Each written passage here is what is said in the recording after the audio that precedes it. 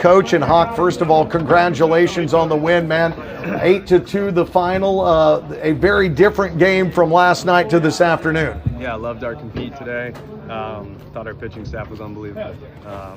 Obviously, I know we put up 8, we scored late, but you don't win that game without how we threw the ball, how we threw the ball on the mound and played some defense. But I just thought Slater dealt with a little adversity, but competed, grinded to about 100 pitches, and then Brock was outstanding.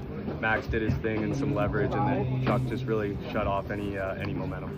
Your Bears, Owen Slater, Brock Lucas, Max Knight, and Tyler Charlton combined for the first 2-hit games since 2021 when Hayden Minton, Trey Ziegenbein, and Hayden Yinger did it against Valpo. And Joey, the first thing when I mentioned that at the end of the game, G looks at me and goes, "This is a way better lineup at Dallas Baptist than what Valpo ran out that day." Not taking anything away from those 3 pitchers, but your 3 guys today were exceptional today. And talking about Slater, there was, again, that moment where Dallas Baptist was able to get the early start on you guys and score first.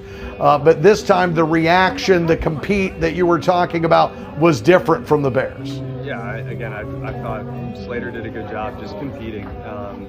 I felt like he had some free bases, but I did feel like they were very competitive. But then those guys we ran out of the bullpen, I just think Deck's done such a good job preparing them for what's ahead of them, and Cliffy down in the bullpen just getting them right for whatever moment they're put into. And again, just I feel like our pitchers are just very prepared right now. Obviously, it's a game of adjustments. We got to keep making adjustments. Slater's going to be better next time he gets out. But again, it sounds like a broken record on this interview, but we just don't win that game without our pitchers, and just really proud of them. Let you brag a little bit though on the offense, though. I mean, you get 10 hits today against some very good pitching from DBU. They were pretty proud of Schaefer. You touched him up for 2 runs early. Then you get to Duncan and Jenkins down the stretch. You had 4 guys club doubles for you today. Bobby, Bogey, Tag, Gabe, all getting big extra base hits for you and moving guys around on the bases. Yeah, honestly, I felt like we had to slow Schaefer down a little bit, and finally got to him. Those 2 runs were big for us. But just, outstanding job by Bob coming off the bench, with Kragel's injury, and I felt like our at-bats were much more competitive today. And our message in the hitters meeting was if you're going to walk into that ballpark on your heels, you got to get off of them before that game starts. And I thought we did a good job of that. We really slowed the game down when we got in their bullpen, and that's when our offense really goes. So all in all, just a lot to like in that game, and tomorrow's going to be a dogfight as we go for the series. Before I let you go, Hawk, what can you tell us about Brant Kragel? Obviously went down early in that game, a hard collision at first base, and then there was quite a bit of conversation. We wondered maybe if it was a possibility for him to re-enter. How is your first baseman? Yeah, we put him in concussion protocol, and just the right thing to do. Don't have a final answer yet, but no, honestly, my big question there, and I do tip my hat to the umpiring crew. What I was asking was, if I put Bob in the game, do I still have Tabola? And I ended up not having him, but if Brant Kragel had come back in the game, we would have still had Bo off the bench there available in that spot. So it kind of stalled the game a little bit, but I'm glad they gave me the right ruling, and but hopefully we get a good report on Kragel, and I think Jimmy P needs a raise after all these injuries we got going on, but we got depth, and we'll get right tonight and be ready to go tomorrow. Well, we all know Jim needs a raise, but let's see if we can get through Sunday with everybody you bring out being healthy. Congratulations on the win, Coach. Appreciate you. All right, appreciate it.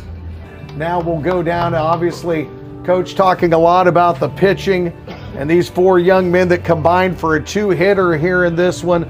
Part of that group going 2 1/3 innings with just 1 hit and no runs is Brock Lucas. He joins us now. Brock, how you feeling, man? Pretty good. Love winning. So. Well, don't we all, man? I say it's definitely a lot more fun than the alternative.